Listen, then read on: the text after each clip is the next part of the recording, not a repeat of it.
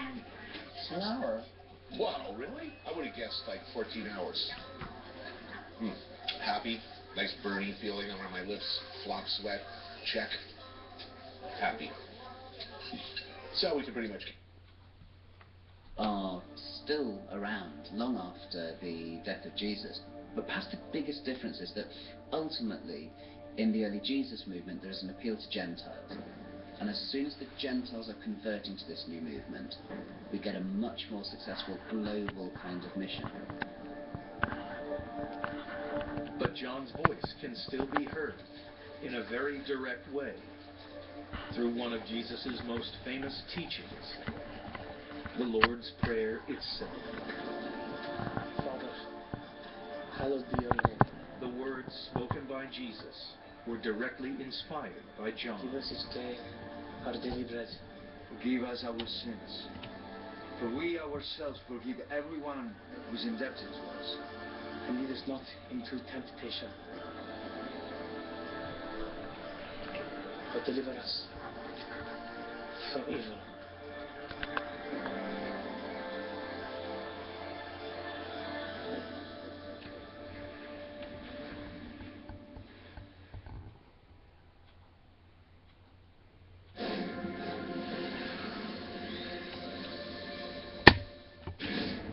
Judas Iscariot, the man who betrays Jesus in the most infamous act of treachery ever.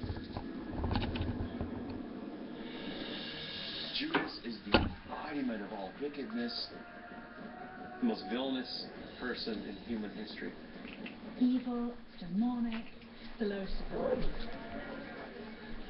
Now, new evidence rewrites the story of Jesus and Judas. A lost book of secret knowledge, condemned as heresy 1,800 years ago. It's just horrific. A terrifying scene.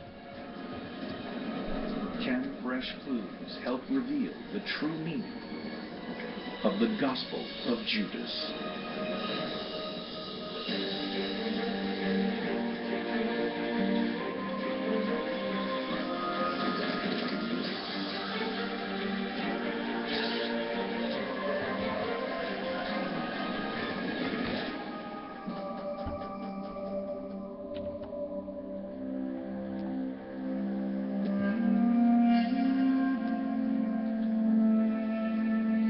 Judas has been one of the greatest villains in human history.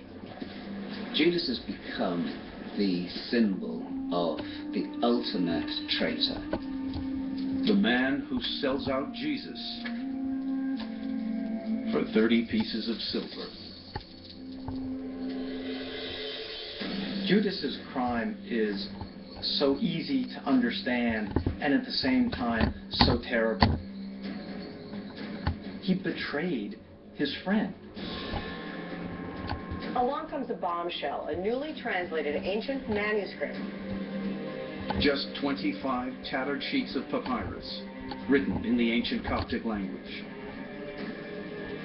The lost Gospel of Judas. It challenges our contempt for Judas's character. But now, will missing fragments of text complete the Gospel and force us to reconsider Judas's role in the story of Jesus? The story of Jesus, the story of the crucifixion, is not so much a whodunit, it's a why done it. Why did Judas betray Jesus? That's really the biggest question in the entire gospel.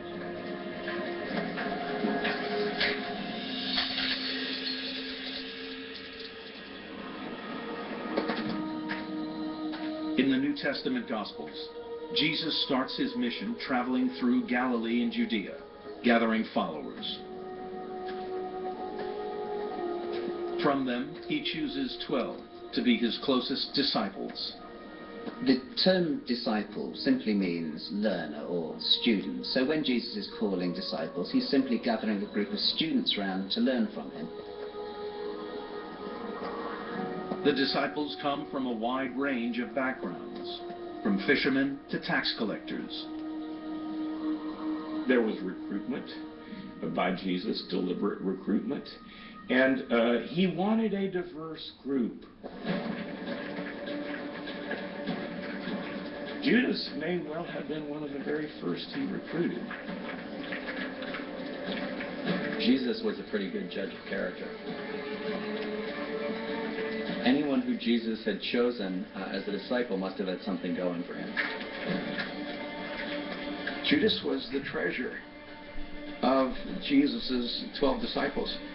He was the one Jesus trusted with the money.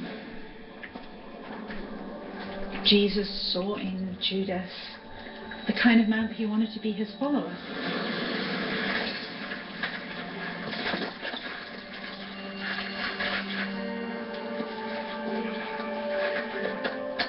We have to assume that they're friends and that they have this close relationship. He's special. He has a key place.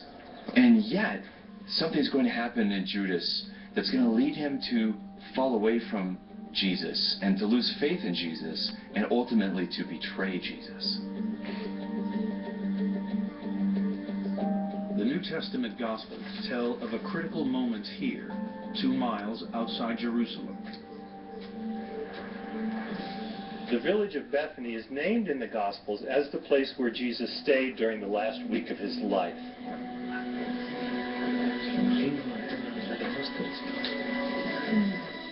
The Gospel of John places the scene in the house of Lazarus, the man Jesus raised from the dead. Just a few days before his crucifixion, the woman came to Jesus and anointed his feet with expensive ointments and perfumes. Mary anoints Jesus with pistic nard. It's the Chanel No. 5 of antiquity, and she uses a whole pot of it, a whole year's worth of a day laborer's wages. People who saw it were scandalized. They were shocked. None more so than the group's treasurer, Judas. Why was the ointment wasted in this way? Leave her alone. Jesus has been preaching this message about the poor and ministering to them and giving away your coat, and now all of a sudden he's going to let this woman pour a huge amount of money's worth of perfume on him. This ointment could have been sold for more than 300 denarii and given to the poor. Sort of one set of rules for the disciples and a different set of rules for Jesus. We can see why this event would upset Judas.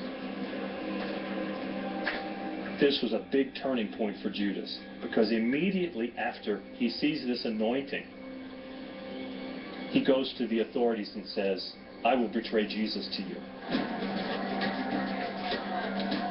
But the following day, Judas is back at Jesus' side as they make a momentous entry into Jerusalem for the Passover. The Passover festival is a week-long festival in which Jews recall their exodus from Egypt. The arrival of Jesus swells the excited crowds and spells trouble for the authorities. This is a risky time for Romans because there are all of these pilgrims in the city. Passover is about liberation from enslavement, and it's a small step from liberation from slavery in Egypt to liberation from tyranny from the Romans. Jerusalem in the time of Jesus is a tinderbox. We have Jesus, this charismatic messianic figure in town. We have a major Jewish festival, and the Romans on top of it are watching. The Romans are worried that it is going to explode at any moment. Fearing the Romans would punish them for any unrest, the Jewish high priests decide to take action against Jesus. The scene is set for the greatest betrayal in history.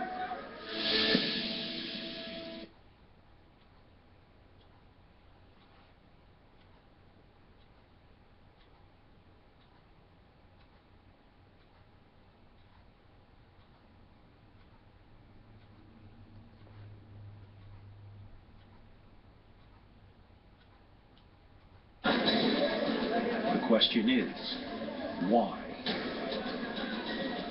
Does Judas know what he's doing? Does Judas resent Jesus? Or is he just disillusioned? Or is he just confused? We don't know what made Judas do what he did. I can imagine a lot of different motives. In the Gospel of Matthew, Judas betrays Jesus for 30 pieces of silver. For me, greed doesn't work as a motive because Judas spent the last 1 to 3 years traipsing around the Judean desert and Galilee, presumably for no money. So why is this person all of a sudden greedy?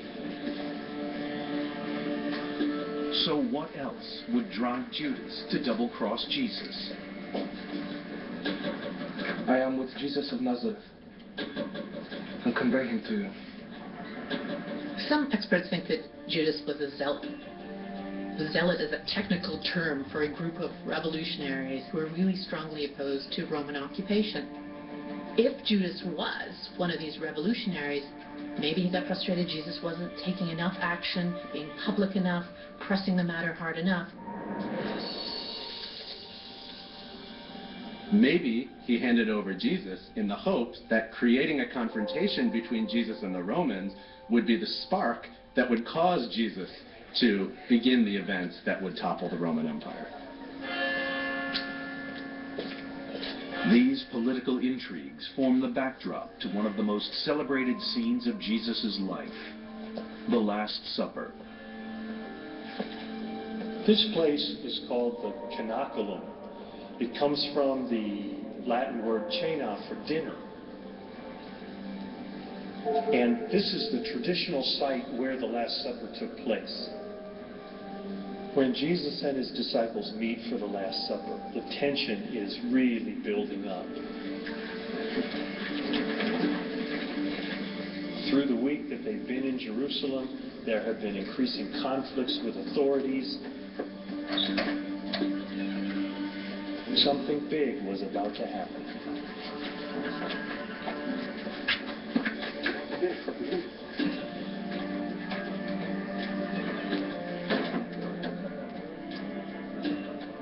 I think there's a real sense of foreboding at the Last Supper, the way that it's portrayed in the Gospels.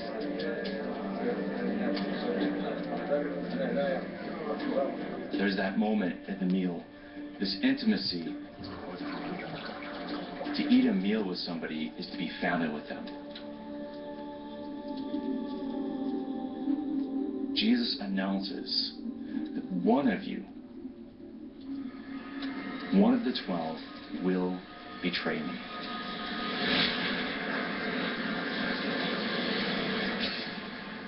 Jesus is taking them on a path they did not expect. They all sense the ominous stench of death breathing down on Jesus. And they don't know what to do. It is the one to whom I give this piece of bread when I have dipped it in the dish.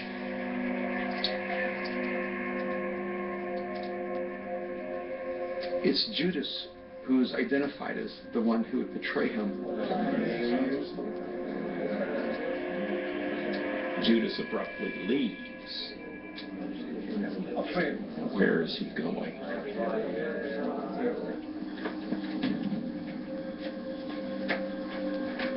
You have the Last Supper.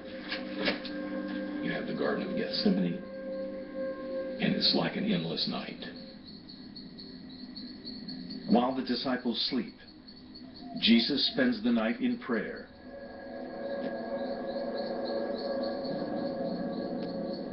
He's so anguished, so filled with agony that he's sweating blood.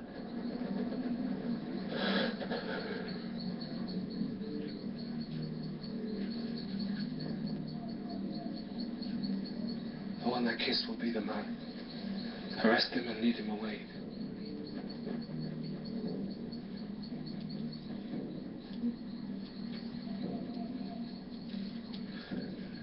Rabbi. Judas walks up to Jesus and does the most loving thing on the outside, and it was the most hateful thing on the inside. He kisses him.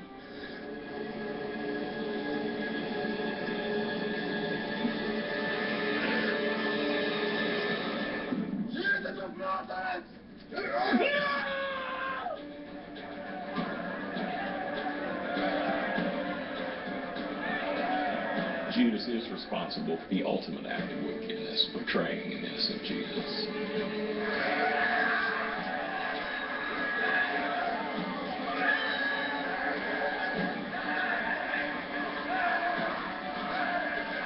From that moment, the name Judas is synonymous with traitor.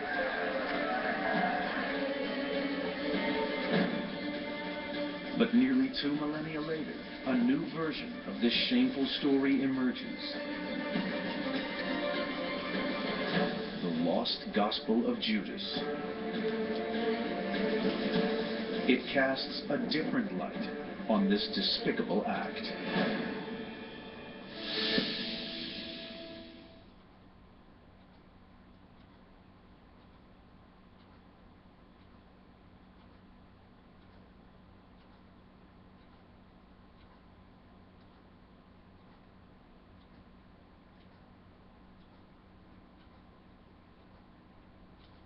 The box is unearthed in the Egyptian desert. It contains what appears to be a biblical text, written in an ancient language. No one yet knows what it says. It's like a cross between the Maltese Falcon and an Indiana Jones movie.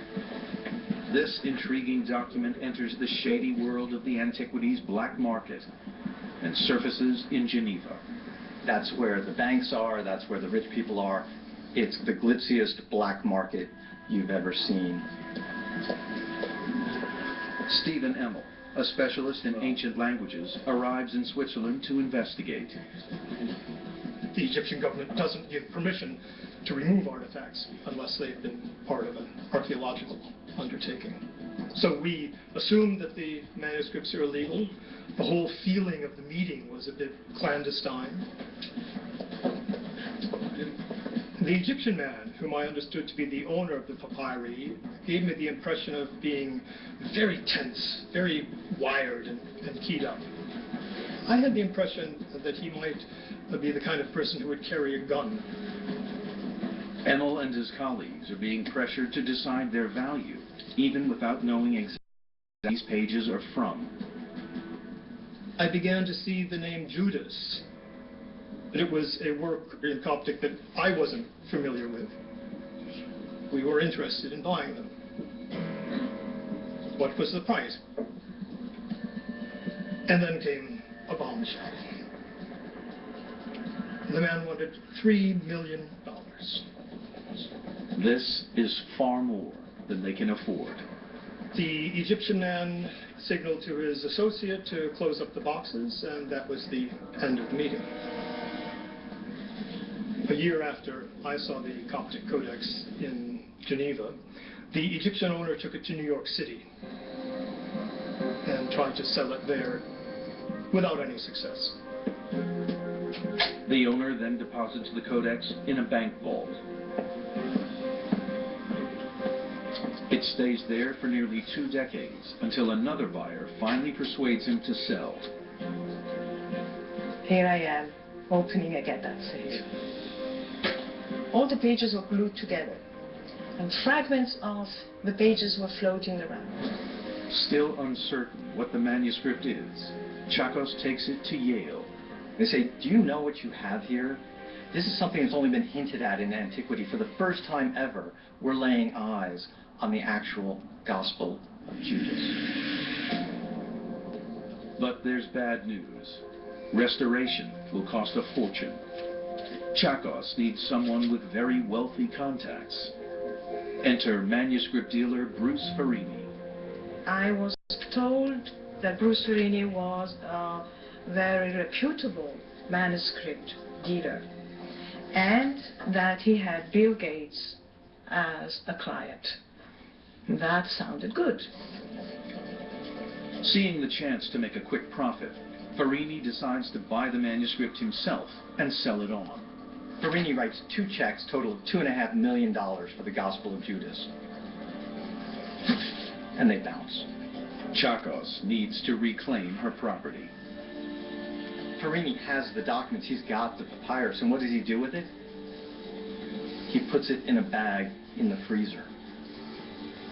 This is in fact recommended treatment sometimes for books, manuscripts made out of paper, but it's not conservation treatment for papyrus. But he did even something worse.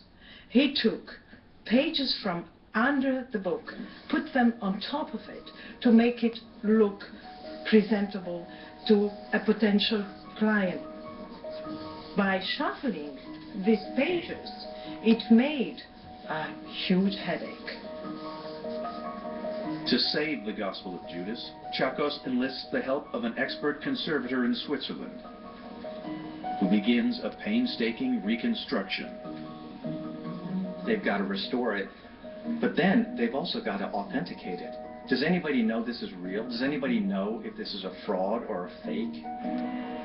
The Gospel needs to be dated to the early Christian era to prove it is not a modern forgery. So they do carbon-14 testing on the papyrus, it comes back as ancient.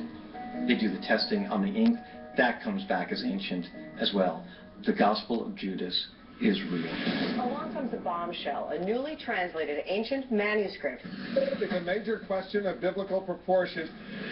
The Gospel of Judas is the subject of intense debate and interest. In 2006, nearly 30 years after its discovery, the Gospel of Judas is finally revealed to the world. This is a new gospel. It tells a new story of the last days of Jesus Christ. It's a dialogue between Jesus and Judas. It is the only known copy of a text originally written in the 2nd century A.D. The actual author of the Gospel of Judas remains unknown. It's not the Gospel according to Judas. So all the other Gospels that we have are always according to one disciple or the other, but this is not necessarily Judas's view. This is a text that's about Judas. The Gospel uses the familiar scene of the Last Supper to paint a very different picture of Judas and Jesus from that in the Bible. In the Gospels of the New Testament, Jesus is a mentor. He's gentle to his disciples, shall we say. The Jesus that we meet in the Gospel of Judas is a little different from the Jesus that we know from the pages of the New Testament. He's a much more mysterious character who speaks in riddles that are so difficult to understand that a lot of the time we're left scratching our heads when we read it. Let the strong one among you bring forth the perfect human. But the character of Judas is also completely different. The other disciples fail to understand Jesus, and only Judas has the courage to stand up and speak to him. I know who you are, and whence you have come, and I am not worthy to utter the name of the one who has sent you. Judas is singled out as the one disciple with whom Jesus feels he can speak openly. Judas understands. He'll take Judas aside and explain to him cosmology, his own fate, and the role that Judas is going to play in human history. This lost gospel appears to give a new explanation of the betrayal of Jesus and exonerate the man reviled throughout history, Judas Iscariot.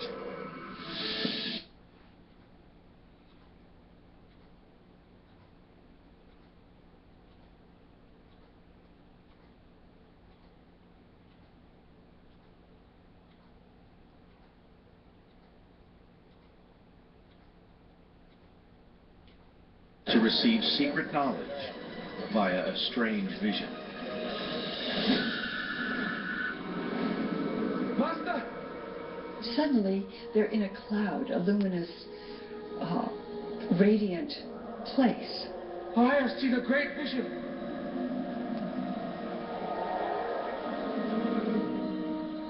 So I saw a house. My eyes could not comprehend its size. The suggestion there is that now you're going to receive divine revelation, and that now the heavens will open and reveal something. I have explained to you the mysteries of the kingdom.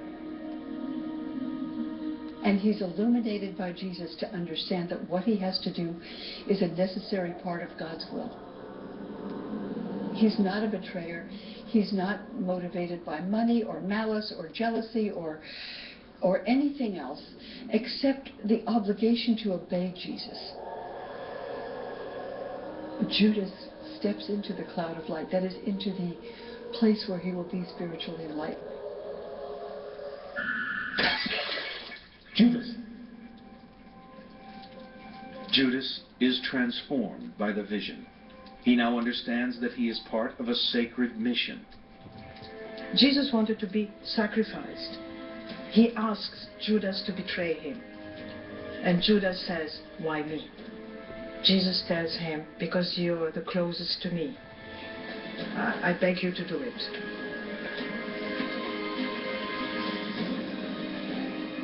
He understands what's happening. He's helping Jesus. He knows that because of what he has to do, he's going to be hated forever. Judas is doing what Jesus wants him to do. Look, God sent Jesus to die for the sins of mankind. Someone has to betray him. Someone has to fulfill this mission. Jesus is saying, I have to die on the cross in order to do what I was sent here to do. Judas was not the evil figure, this nasty traitor that we've often depicted him as in the history of Christianity. Judas, the quintessential traitor, is actually the hero. This is hugely shocking and stunning.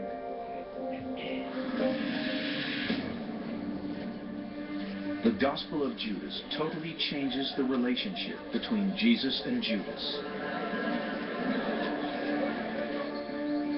Now, Judas is not a traitor, but a trusted ally, chosen by Jesus to help him fulfill God's divine plan.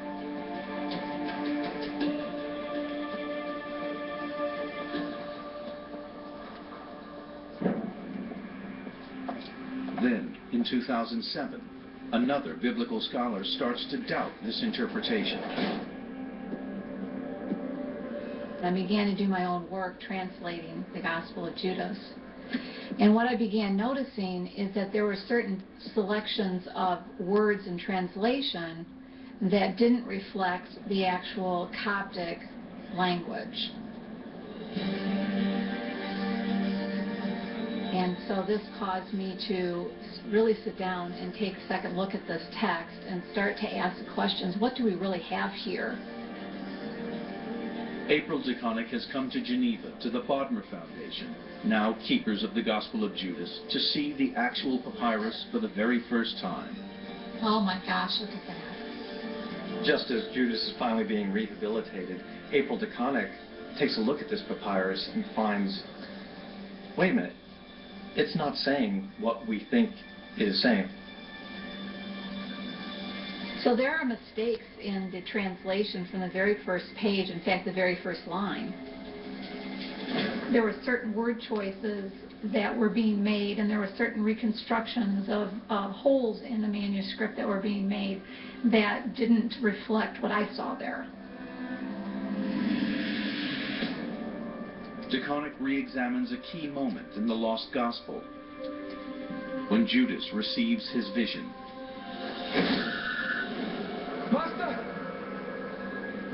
The biggest problem, I think, in the original translation was this line here. So in the Coptic here, Jesus calls Judas the 13th daimon. And daimon was translated in the original translation with the word spirit. You 13 spirits, why do you try so hard? But in fact, this word means demon. This single word changes the whole interpretation. I have seen a great vision. You 13th demon. So the Judas that I saw when I did my own reconstructive work, he's not a hero. Judas is a fallen angel. He's a demon.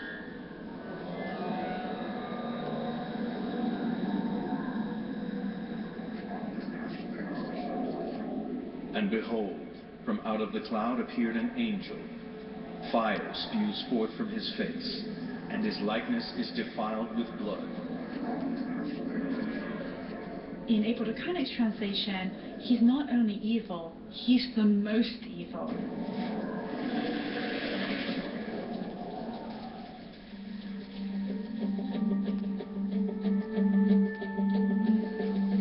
But in 2008, previously unseen pieces of the Gospel of Judas begin to emerge. There's always one last twist with the story of Judas, and here we have another one. Bruce Farini, a dealer in Ohio, kept back a few of the papyrus fragments of the Gospel of Judas. These pieces are seized along with Farini's other assets when he goes bankrupt. For the first time, the Gospel of Judas is complete. And its real message is far more shocking than anyone could have imagined.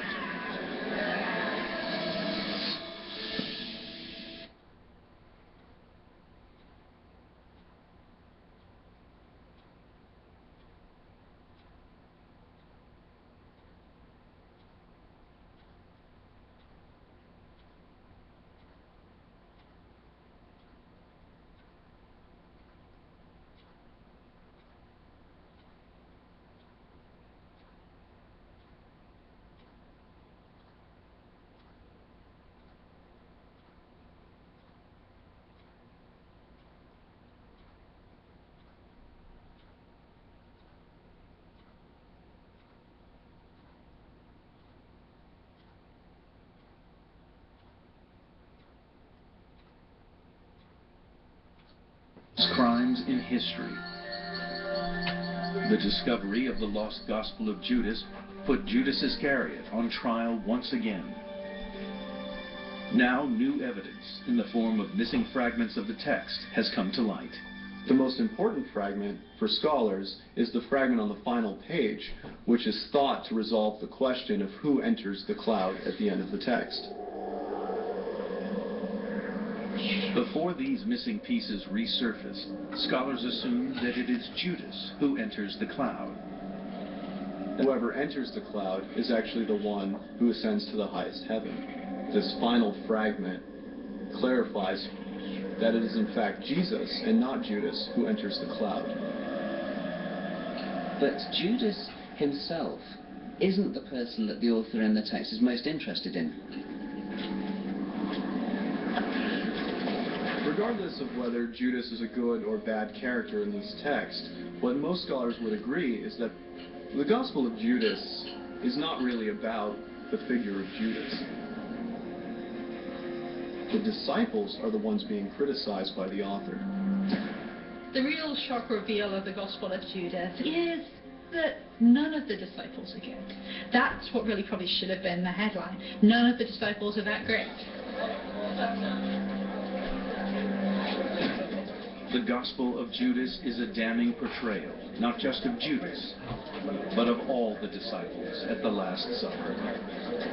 What's surprising is that the Gospel of Judas actually depicts the disciples as misguided idiots, people who don't have access to the truth. Really, Jesus treats them as a lost cause. In the Gospel of Judas, the other disciples are praying and venerating in ways that makes Jesus laugh at them.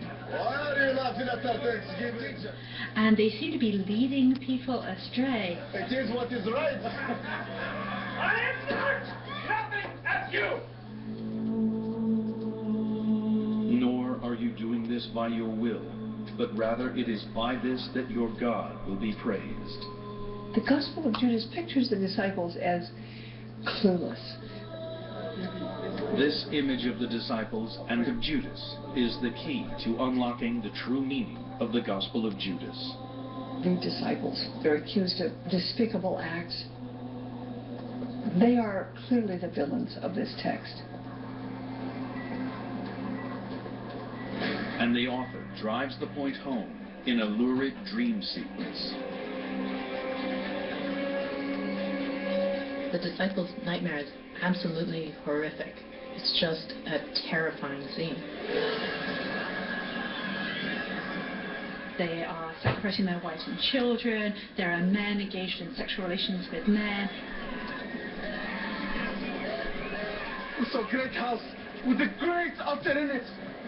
It's sort of a panoply of sin, and they're very frightened by this vision that they have, and they're not really sure what it means. 12 people whom we say are priests. Jesus responds by saying, terrible things are going to be done in my name, and in fact, you're going to be the ones who are doing it. You who receive the offerings for the altar that you have stolen. They think that they're following God. They think that they're serving Jesus. They've been misled all this time. The message of the Gospel of Judas is not simply that Jesus is betrayed by Judas in his lifetime, but that his teachings are being betrayed after his death. The author of the Gospel of Judas is angry, but he's not angry at the events that transpired in the first century between Jesus and Judas.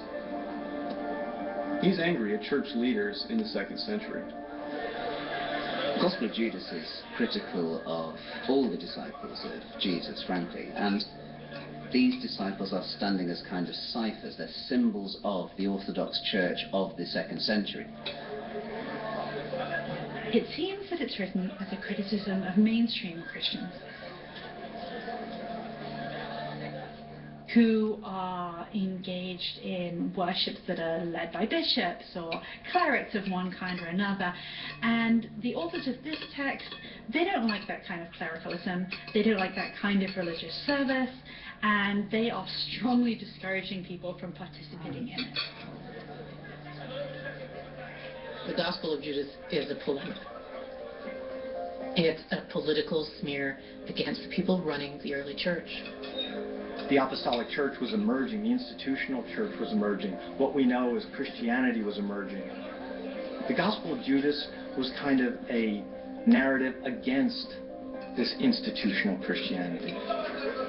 Written decades after the New Testament Gospels, the Gospel of Judas is less a story about Jesus than a condemnation of the leadership of the early church.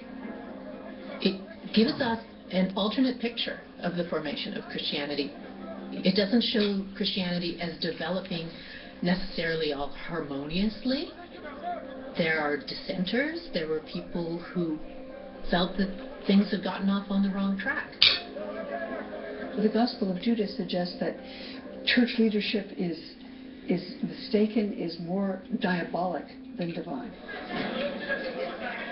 So controversial is the Gospel of Judas that in 180 AD, the Bishop of Lyon declares it heresy. I can easily imagine the people throwing this text out as being heretical. If you were a member of the Orthodoxy in the second century and you read this text, I can imagine you would be pretty upset. It's a pretty scathing indictment of your beliefs and what you're all about. Suppressed by the church, the Gospel of Judas lies buried for nearly 2 millennia. But history does not forgive Judas or forget his fate.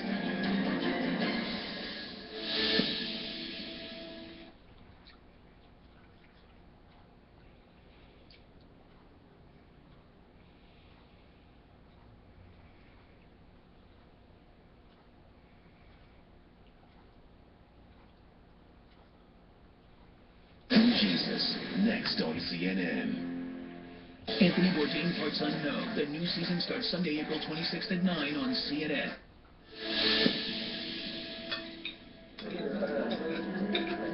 The newly decoded Gospel of Judas is more than just the story of the most infamous disciple. Why then is it called the Gospel of Judas at all? The author of the Gospel of Judas chose Judas as the leading figure in the text because Judas was a notorious figure. He was an attention getter in antiquity as he is today. Anyone who would choose to write a Gospel of Judas was certainly making a conscious decision to pick a figure who wasn't accepted by the Orthodox Church. The Judas character in the Gospel of Judas is not a great deal different from Judas as we see him on the pages of the New Testament. Judas has always been a complicated character. Ambiguity around Judas and the fascination has always been there. There's no way that the gospel writers would have made up a character in Jesus' inner circle who would have betrayed Jesus. He's not just kind of a mythical person. Judas obviously is someone who's going through a lot of conflict. He's a real person with real emotions. He's a person who had great hopes in Jesus. Those hopes were dashed. He colossally overreacted. And so he leads the Jewish authorities to Jesus in the Garden of Gethsemane. But that's not the end of the story. We don't really know what happens to Judas after he betrays Jesus. Does he follow Jesus through the trial scenes just to see what happens? Does he see Pilate condemn him to die? Does he perhaps watch the flogging and have to feel the reality of what he's done? When it becomes clear that they're not just going to do away with Jesus, but they're going to publicly shame him on a cross. Judas apparently had second thoughts. After Jesus was condemned, there had to have been a part of him that did feel remorse. Judas clearly feels guilty after he's done this thing. We see a lot of his conscience. I have sinned, but betrayal is the blood. He takes the money and he throws it back. It's blood money, and he doesn't want to get his hands dirty with it. There's something terrifying about Judas, that you can be doing so well and then make a mistake from which you can never come back.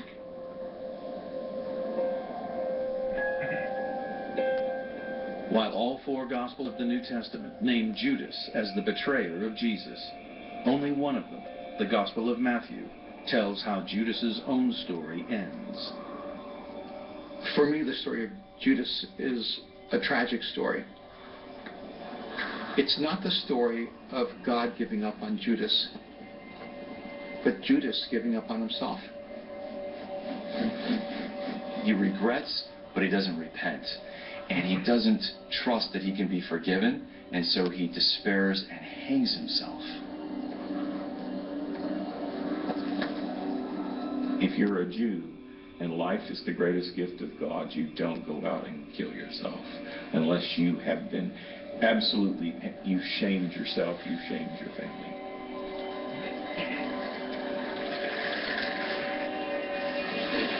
Judas is probably history's most tragic figure, the person who betrays the sinless Son of God and then commits suicide. I can't think of any more tragic story than that of Judas.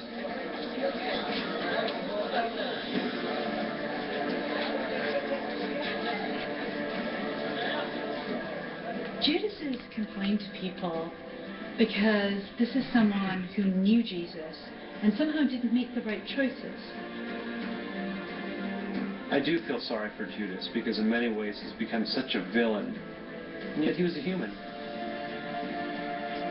If we're humble, if we're honest, we can say, you know, I'm like Judas sometimes as well. Whenever we try to paint someone with a singular stroke, we really do an injustice. When we try to paint Judas as if he's only evil, we don't see in him what Jesus saw in him. And if we see him as a monster, I think we lose the sense of humanity. Maybe we can't rehabilitate Judas, but at least we can have some empathy for him.